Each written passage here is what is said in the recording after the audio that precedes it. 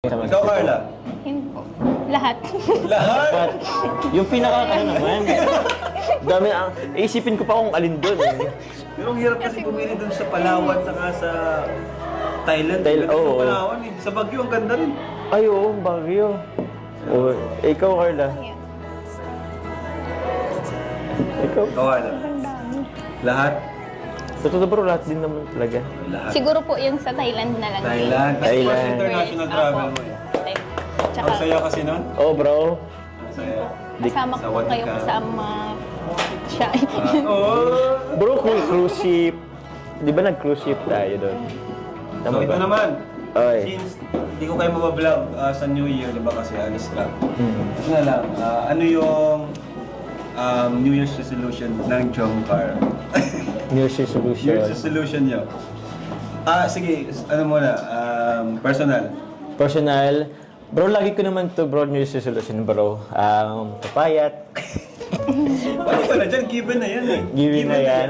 Given na pagpapayat kasi palagi ko na naririnig sa'yo yan. Sige, bro. Hindi na tayo natatagdag.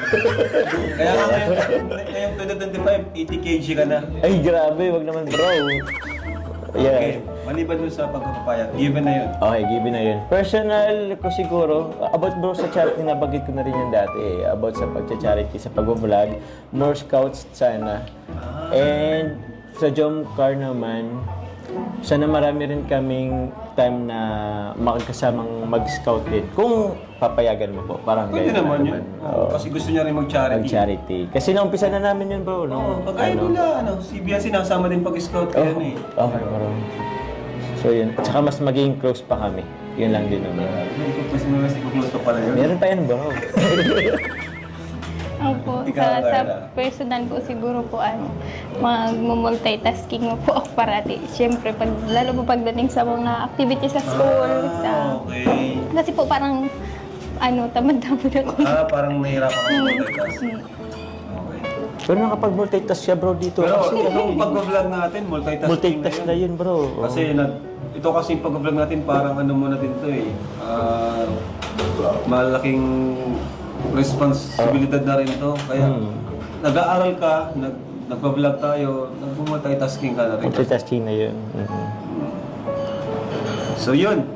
Ano pa? Wala na. Okay, last question na talaga. Bro, kanina pa Last question na. Sige. Ano yung ngayong taon, ano yung pinagpapasalamat nyo kay Lord na nangyari ngayong taon, 2024? Pinagpapasalamat. Ikaw muna, Papa Joms. Ako muna.